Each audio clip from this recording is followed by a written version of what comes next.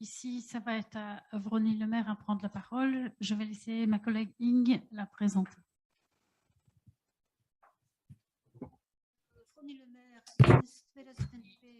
Et donc collaboratrice politique à la FGTB à Bruxelles depuis pas mal de temps. Elle est responsable de la promotion de l'égalité entre les hommes et les femmes au syndicat, mais également sur le marché du travail et dans la société. Elle travaille en étroite collaboration avec le comité des femmes, Eliane Polski,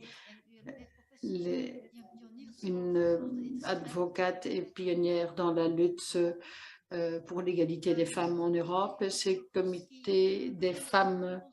Dans ce comité, Eliane Vogel-Polski réunit des représentants de différentes entreprises et institutions bruxelloises et elle organise également des campagnes de sensibilisation et d'études autour de sujets comme l'égalité des salaires, le sexisme au travail, l'impact de la politique sur les droits des femmes, etc. Et Vrony travaille également activement au MOC, où elle a cédé une interview et elle a effectivement interrogé pas mal de témoins. Voilà. Merci Inge pour cette belle introduction. Merci également pour toutes les personnes qui sont à l'origine du MOOC. C'est une superbe initiative. Merci de tout cœur d'avoir également invité les partenaires sociaux et les syndicats plus particulièrement, parce que je crois qu'effectivement, en dehors de rôle important des autorités, des employeurs, je crois que les syndicats ont un rôle important à jouer dans ce combat. J'espère que ma présentation pourra vous expliquer pourquoi effectivement l'implication des syndicats est si importante. Bon, on a déjà pu le constater dans les premières présentations, les conséquences du sexisme sont énormes au niveau individuel, bien évidemment. On a pu le voir dans cette vidéo pour une travailleuse qui travaille donc avec les chèques services dans le secteur du nettoyage. Mais une étude récente de l'Institut pour l'égalité des femmes et des hommes a donc prouvé, une étude U2, a prouvé que surtout les jeunes travailleurs, travailleuses et surtout les femmes sont les plus vulnérables en matière de harcèlement sexuel. Donc, ça veut dire que quand on est très jeune et quand on commence à travailler à peine, quand on est confronté à cela, cela a un impact très négatif sur le reste de la carrière des jeunes travailleuses. Donc, des conséquences individuelles lourdes, mais les conséquences ne sont pas qu'individuelles. Il y a également des conséquences collectives, étant donné que c'est une violation des droits humains et une violation de l'égalité, du principe de l'égalité homme-femme. C'est également néfaste au niveau de l'environnement de travail, la productivité, la réputation de l'entreprise, l'organisation, le secteur et la réputation. Par exemple, le procès contre Yann Fabre qui a commencé, je crois que c'est effectivement néfaste pour son entreprise, comme pour Sporza. Tous les exemples qui ont été donnés dans la presse et dans les médias, je crois qu'aucune entreprise a envie d'être dans l'œil de l'ouragan. Et effectivement, les initiatives doivent être prises au niveau de l'organisation et au niveau du secteur. Et voilà donc le tableau, enfin le sommaire de mon intervention. Donc, c'est quoi le sexisme? Ensuite, le cadre d'action syndicale et féministe, et également comment combattre le sexisme au travail de façon individuelle et au niveau collectif également, principalement collectif. Et ensuite, ce qu'on fait donc au sein du syndicat et ce qu'on fait au niveau dialogue social. Alors, c'est quoi le sexisme ou le sexisme au travail ou la violence sexuelle ou sexiste, le harcèlement sexuel, enfin, tout ça, c'est en fait la pointe de l'iceberg. Souvent, il y a pas mal de choses qui précèdent. Il s'agit souvent d'une escalade, quelque chose qui commence par bêtement, enfin on dit bêtement, mais c'est pas bête, ou bêtement, ça devrait pas l'être. En tout cas, ça commence par des petits commentaires au quotidien, des petites blagues, une ambiance un peu malsaine Et cela peut escalader vers du harcèlement sexuel et de la violence sexuelle. Je ne vais pas répéter ce qui a été déjà dit dans l'analyse d'Alicia. Le sexisme a des fondements dans l'inégalité de genre au niveau économique et au niveau social, au niveau des stéréotypes de genre. Je crois que c'est important de pouvoir établir cela, de pouvoir faire cette analyse pour savoir d'où viennent ces inégalités. Alors, donc en 2018, au comité des femmes, Eliane Vogelpolsky a organisé un atelier autour du sexisme. On a analysé le cadre légal. C'est vrai qu'il y a d'autres délégués avant moi qui connaissent certainement encore cette campagne de Meetsmet, une campagne lancée par Meetsmet, sex-collègues, ex-collègues, pour sensibiliser les gens au comportement inadéquat. À l'époque, c'était fort nécessaire et c'était tout nouveau. Ceci a eu pas mal de succès. On a abouti à un arrêté royal en 92.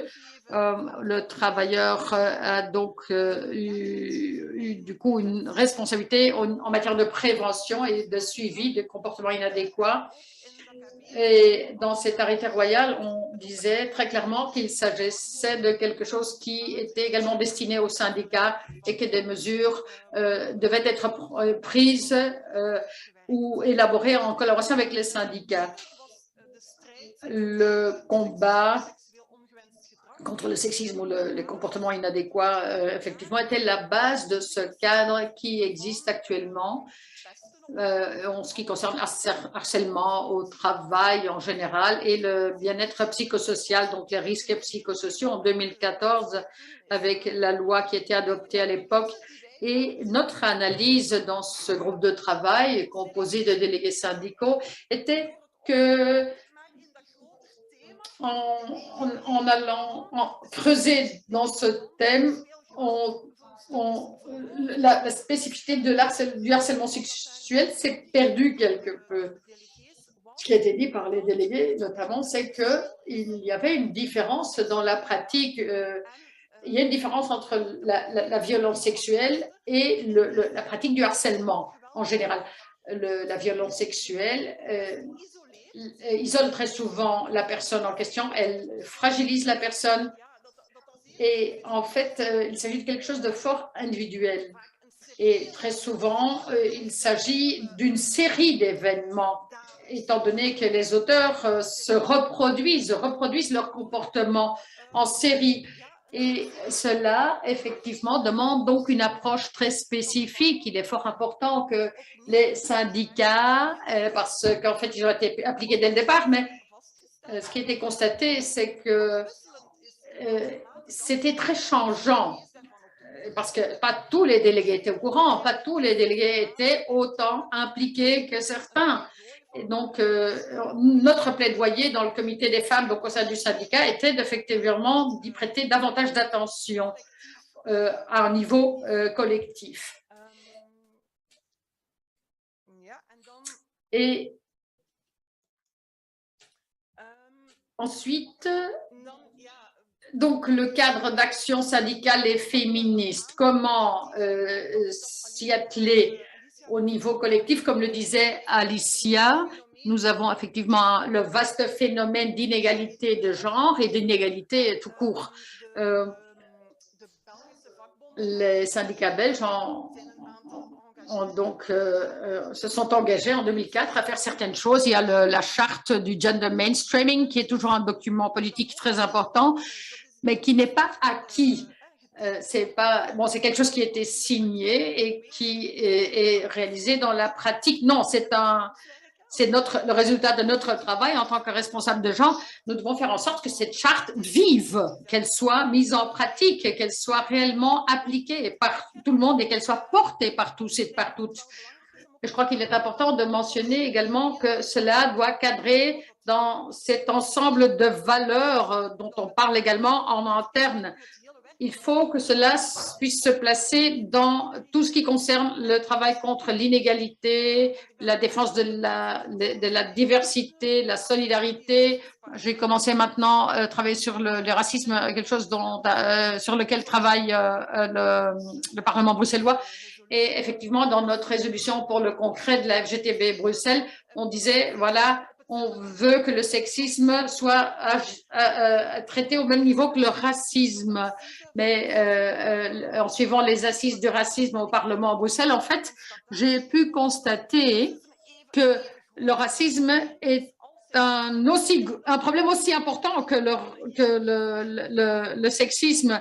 On ne peut pas combattre une chose et pas l'autre. Il faut combattre le sexisme, le racisme, l'homophobie, les droits des LGBTQI. Tout ça, ça va de pair. Et donc, je voudrais m'en référer donc à ce combat classique des syndicats contre l'inégalité sociale. Là, je voulais vous montrer ce logo. Je travaille également dans le service égalité de la FGTB Bruxelles, soutenu par Actiris, dans la promotion de la diversité au sein du syndicat, mais également dans les entreprises. Et la force de la FGTB, et je crois que c'est pareil pour la CC, ce sont tous ces travailleurs qui partagent ces valeurs d'égalité et de solidarité. C'est aussi la diversité de ces militants. Et je dois quand même vous dire que très souvent, il s'agit d'un combat en montée. Donc, on n'est jamais dans une descente, on doit toujours se battre et cette montée est parfois de plus en plus pentue. Il y a un mouvement contraire, des mouvements d'extrême droite, on voit que les délégués sur le terrain, ils sont confrontés également. Notamment cette organisation de Gand, ce reportage de panneaux, effectivement, Schild-en-Vriend notamment, et cette période, effectivement, dans cette période, il y a plein de délégués qui sont venus nous dire, oui, mais il y a des personnes dans les entreprises qui considèrent que ce n'est pas un problème. Donc, il y a eu un mouvement contraire, un mouvement qui était dans l'opposition. Nous avons été confrontés à cela et effectivement, en fait, ces valeurs de solidarité et d'égalité doivent être défendues parce qu'elles sont opprimées par une politique qui vise les économies, parce qu'on veut effectivement détruire l'état bien-être. En fait, les autorités font comprendre que les travailleurs n'ont rien à y gagner, que il n'y a personne qui a gagné. Enfin, personne n'y gagne quand on pratique le racisme, l'inégalité, le manque, quand il n'y a pas de solidarité, personne n'y gagne. Je crois que donc le combat pourrait être le combat de tous. Et comme je le disais, effectivement, cette charte est effectivement un point très important. Ça l'a été en 2004. Mais il faut également faire en sorte que ceci puisse avoir un écho alors dans l'organisation syndicale au niveau des activités qui sont organisées dans le syndicat. Et en 2014, après avoir eu affaire à quelques incidents lors de réunions syndicales, nous avons pris l'initiative à la FGTB Bruxelles et la FGTB Wallonie d'organiser une campagne contre le sexisme afin de mieux faire connaître le féminisme également au sein du syndicat parmi les militants syndicalistes. Nous avons organisé une campagne avec une brochure « Je suis contre le sexisme » parce que on a effectivement fait appel à différents permanents des syndicats de se faire une photo avec un slogan. On en a fait des affiches et on a assuré une diffusion assez vaste. Vous voyez Thierry Boutson, même avant qu'il soit président, M. Tamellini, enfin, il y a plusieurs têtes connues. Rudy Janssen également, président de la SCGP, donc Service Public, Syndicat Service Public Bruxelles. Et donc, un moment important pour que tout le monde se lance dans ce combat contre le sexisme. Et puis, ce qui est également important, je crois, c'est une autre initiative au niveau européen. Donc, c'est une initiative de la CES, zéro tolérance, donc par rapport à la violence toutes les réunions commencent maintenant à la CES avec le code de conduite. On affiche le code de conduite adopté par la CES. Et dans ce code de conduite, on dit quels sont les comportements inadéquats, non tolérés ou non autorisés, la procédure des plaintes, etc. Et ça, c'est le travail que nous avons pu réaliser au sein du syndicat jusqu'à présent. Maintenant, comment combattre le sexisme au travail? Bien sûr, je crois que le MOOC la brochure que vient de sortir Jump est très intéressante. Il faut bien sûr un soutien individuel, des procédures de plainte, c'est prévu par la loi. C'est également fort important de signaler que cela est sujet à des peines dans le code pénal. Il y a vraiment une procédure pénale prévue à cet effet. Et également, savoir que ce n'est pas qu'à la victime de réagir, que les témoins, les collègues ont un rôle important à jouer. Bien sûr aussi la hiérarchie. Il est important que la hiérarchie donne l'exemple, le bon exemple. Et alors, je pense notamment aux personnes qui se sont battues au sein du syndicat pour l'égalité, parce qu'on a dit que c'est une lutte, un combat collectif. Et il faut le faire tous ensemble. Et que peut-on faire au niveau collectif? Eh bien,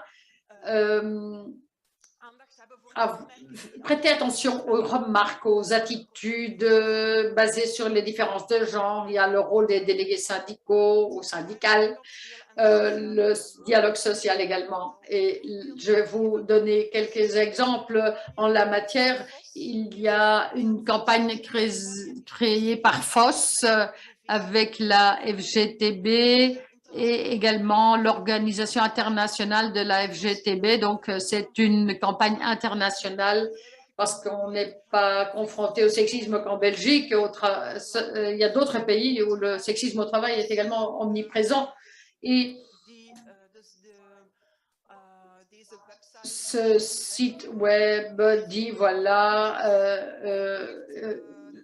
exiger ce que vous avez exigé sur le terrain, donnez-nous les outils pour reconnaître le sexisme, donnez des outils aux délégués, aux responsables, aux travailleurs. Et ensuite, le rôle des délégués syndicaux, quel pourrait être le rôle des délégués syndicaux? Je crois qu'il est important de creuser pour pouvoir comprendre les facteurs sous-jacents, les causes sous-jacentes, les facteurs de risque. Il y a parfois également des discriminations multiples, sexisme, racisme, LGBTQI, précarité. C'est parfois propre au secteur, donc il faut parfois faire un examen un peu plus approfondi dans l'entreprise. Il y a un exemple que j'ai trouvé très utile, très intéressant, c'est celui des syndicats nordiques. Dans l'ORECA, ils ont écrit un rapport suite à une enquête sur les facteurs de risque dans les secteurs ORECA, restaurants, hôtels, et également ils ont pu constater que la victime typique, c'est la jeune femme qui travaille à temps partiel dans l'ORECA. Et ensuite, ils ont lancé une campagne afin de sensibiliser le public. Et puis, un exemple de la Belgique et de l'Europe. Donc, le syndicat européen du secteur du transport et c'est aussi le fruit de la concertation sociale, à ce que j'ai compris. Donc, en fait, on l'a déjà dit, hein, les femmes sont une minorité dans ce secteur. Souvent, l'on travaille seul. On n'a pas toujours suffisamment de possibilités, ne fût-ce que pour aller aux toilettes. Donc, les femmes, ils sont extrêmement vulnérables et ils ont donc développé une politique de lutte contre le sexisme au travail. Et puis, enfin, pour terminer, on l'a déjà dit, hein, On a déjà parlé de la convention de l'Organisation internationale du travail 190.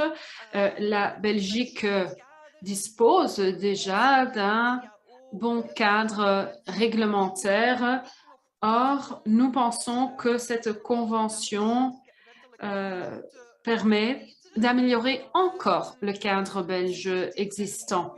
L'Institut a rédigé un avis extrêmement pertinent en la matière et un point de la convention important et ou porte sur les violences intraconjugales. Donc, c'est une campagne qui a été mise sur pied et cette campagne a été très intéressante pour nous car la Convention explique clairement que les violences intraconjugales ont aussi des conséquences sur le lieu de travail et l'on explique que le lieu de travail peut également avoir un rôle de prévention. Donc, dans le cadre de la ratification de la Convention, nous pouvons, à ce niveau-là, poursuivre nos efforts et notre secrétaire d'État Benahou y a déjà fait référence car le lieu de travail n'est pas tout simplement le bâtiment, hein, c'est aussi le chemin vers le lieu de travail, les transports en commun qu'il faut prendre en considération. Et puis, un appel que je vous lance, et c'est donc bien le 28 novembre et non pas le 25 novembre. Et donc, voici une partie de notre comité de femmes. Et pour terminer, le titre d'un article paru dans la presse. Je pense que c'est un beau résumé de ma présentation. Le harcèlement sexuel au travail est un combat collectif. On l'a vu avec MeToo, c'est grâce à MeToo, à tout ce que cela a engendré, tout l'intérêt médiatique que les personnes ont osé porter plainte, ont osé se réunir. Hein, il est beaucoup plus efficace de travailler ensemble, de manière collective. Il faut bien entendu inciter les personnes à porter plainte individuellement, mais souvent les femmes ont peur parce qu'elles craignent certaines répercussions qui peuvent parfois être importantes, surtout en début de carrière. Et je pense que de nombreux exemples ont déjà été donnés aujourd'hui. Hein, je fais notamment référence à la stagiaire du bureau d'avocat. Et donc, sur ce, je termine ma présentation. Et une fois de plus, un combat collectif, main dans la main, avec les autorités publiques, avec les employeurs et les fédérations patronales. Et sur ce, je te donne la parole, Chris de Mist.